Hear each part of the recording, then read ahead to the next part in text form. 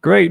Welcome to Digital Asset News. Today is Sunday. My name is Rob, and we got a lot of things to go over. So you're probably here for the title and the thumbnail, which talks about why I've paused all my crypto buying spree, or my DCA, until Friday around 6:30, 6:45 a.m. And we're going to talk about exactly why that is. We're also going to go take a quick look at Voyager and Luna 2.0. And then we're going to talk about the SWEATCOIN wallets, how they went from 0 to 1 million wallets in 11 days.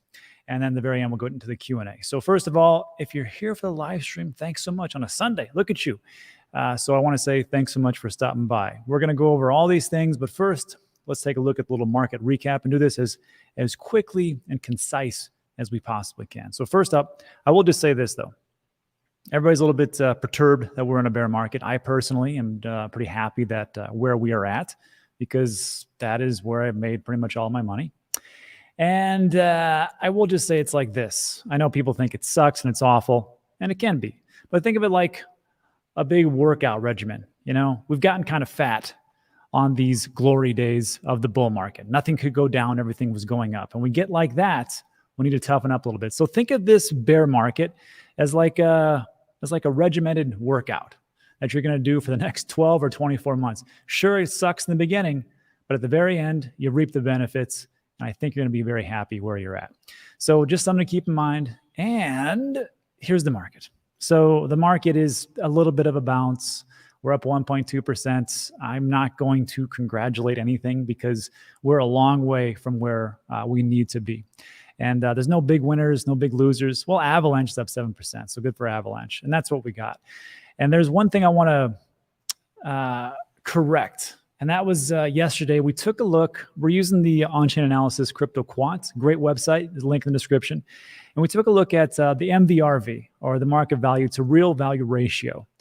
And what we could see here, all you got to remember is two numbers. 3.7 indicates a price top, and 1 indicates a price bottom. And I'm going to blow this up so you can actually see what the heck I'm talking about. And when I was talking about yesterday, I talked about how around here, when that coronavirus came about and we dipped below 1.0, and that was pretty much the bottom. You were getting Bitcoin at $5,300. Then it went up over the ratios of over 1. Everybody's happy. And we pretty much maintained that for quite some time, even down here, which looks like it's a low one, but it's only 1.59. And now we're almost at one of the lowest points we've been in quite some time, at 1.27, 1.26, 1.22, somewhere around there. And we were talking about how this could be like leading up to the bottom. But I want to make sure everybody is frighteningly aware of just how low we can go. So even though we like on-chain analysis, we love it, it's great, we can see it, but sometimes people cherry pick the data, and I can't do that. So I got to show you the real deal, which is if we go back to November 2018, the ratio was 1.14. which was lower than, of course, where we're at right now. And that was during the bear market, crypto winter, you might call it. And then I just want you to notice that it dipped below 1.0 in November 2018. And it stayed below 1.0 all the way, and I think it actually bottomed out at 0.69, which is well below that 1.0. And that was December 2018. And it stayed below 1 all the way up until around April. So November to April, people could have said, okay, this is the bottom. Oh no, this is the bottom. Okay, maybe it's a little bit pump. Okay, that's the bottom. That's the bottom. Here's the thing. Nobody knows. Nobody knows what the bottom is.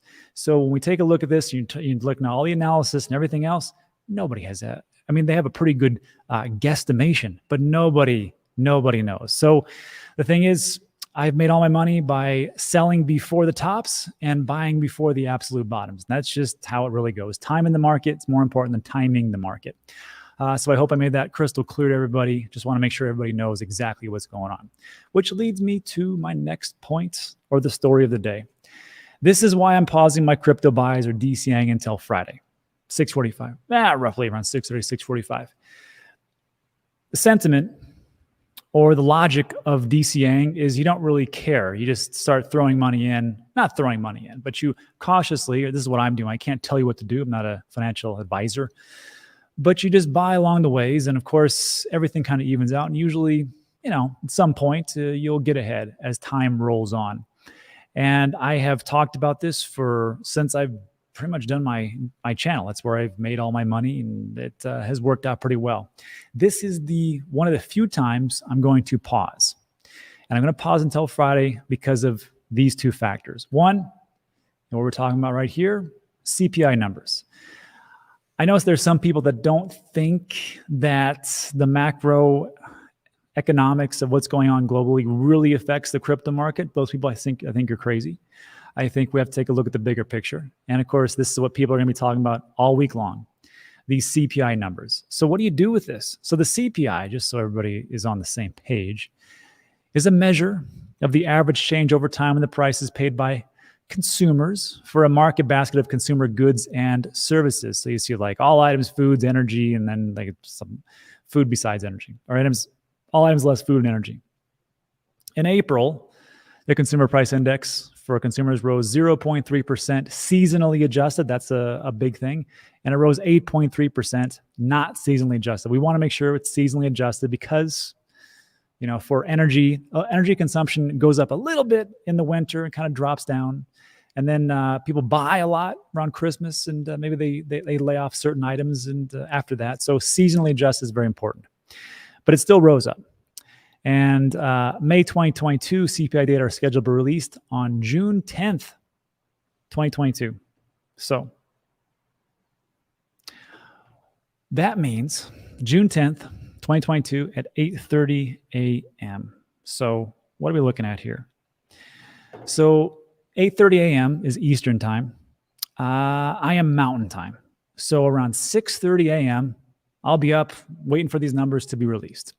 And if those numbers come out and it says that, yes, all the Fed hikes which wasn't that many, the Fed rate hikes that have increased have not really affected inflation too much, and the CPI numbers are elevated, I can't guarantee, but it's a pretty good guesstimation that you're going to see a little bit of dip in the market. You're going to see a dip in the crypto market because we are correlated to NASDAQ and also S&P 500. And if that happens, I think that would be the time to actually buy. Now, the reverse could happen. I don't see this happening, but I mean, I've been wrong before. I'm not perfection. We all know that. So when these numbers come out, maybe it's the exact opposite. Maybe like, you know what? The Fed, what they were doing was great. And the rates actually have decreased, and inflation is under control. Rah, rah, we're good to go. And also, miraculously, the supply chain issue has also improved. and of course, we have that. It's laughable, but I mean, the supply chain really does have to improve. The Fed, even though the Fed actually increased the rates, doesn't mean that they can actually help the supply chain, which will get all the goods to be transferred over here from China. And there was a lockdown that just got released. That's going to take months to do. So I think for right now, I think there's going to be a dip. This is one of the few times I'm actually going to pause my DCA because I think there's some volatility on the horizon. But I will tell you, that is just my play. Now, I could be totally wrong, and everything could take off the races. And these 5 days I didn't dollar cost average into Bitcoin, Ethereum, I may take a 5 or 6% hit. I'm okay with that because I think there might be a little bit more downside. And there is that issue. And also, don't forget that the Fed Reserve, the Fed meetings comes out. And of course, after the CPI numbers are released, they are going to have a meeting on June 14th and 15th to talk about if they're going to raise rates. Hint, they probably will, especially if the CPI numbers show that their inflation is not under control. And you're going to see more of a bump. Now, some people will say this is already priced in, so it doesn't really matter. So really, in my mind, what I see mattering is the CPI numbers. Now, both could matter, and you could see a double dip if you see the CPI numbers say, yes, inflation's there, and then you also come over here and you see that the Fed goes, you know what, we're going to raise rates, not half a basis points, maybe a full point, maybe 3/4 of a point. Then you're going to see even more of a tumble. So it's up to you to decide how you want to play that by ear. Do you want to actually go in here and say, I'm just going to keep dollar cost averaging? That's up to you. It's like in the grand scheme of things, in 10 years, who cares, right? Do you think Bitcoin's still going to be 20,000 in 10 years? I don't. I happen to think it's going to be at least 6 digits, excuse me. but only time will tell. So this is just a very short-term play. I hope that makes sense, and I will answer all your questions in the Q&A afterwards. But let me know what you think about that in the comments section, and let's move on to our next piece, the brokerage Voyager and Luna 2.0. So I don't like to talk about Luna too much. I don't think because people are sick of hearing about it, but it is a good reminder that this was a tweet that I put out May 29th. Oh, just about a week ago or so. And I saw that my Luna Classic, I was down. I lost a little bit over 12,000. Nothing that's going to crush me. I still got 2 kidneys I can sell, at least one. So I'm okay.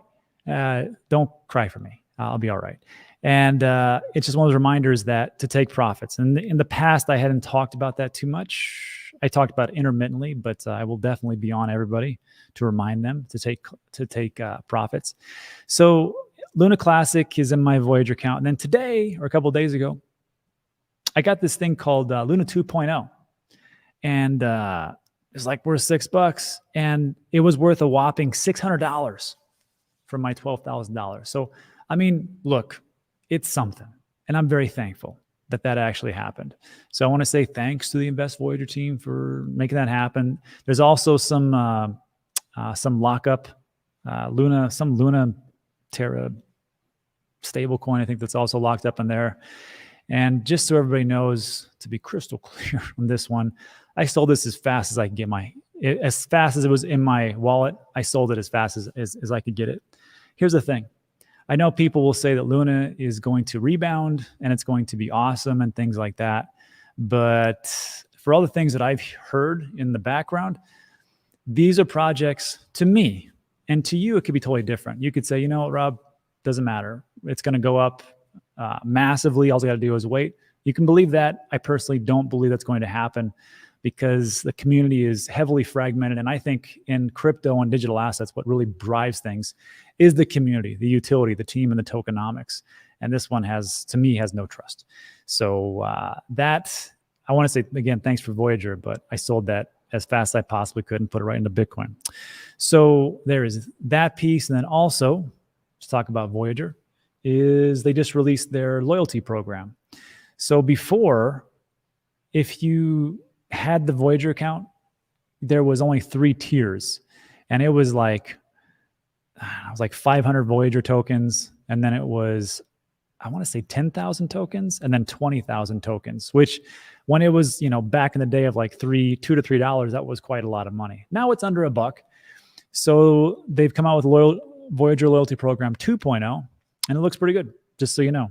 So just to be the very base level, it's just 100 Voyager tokens, then 500, then 5,000. And the other 3 are 10,000 Voyager tokens, 25,000 tokens, or 50,000 Voyager tokens.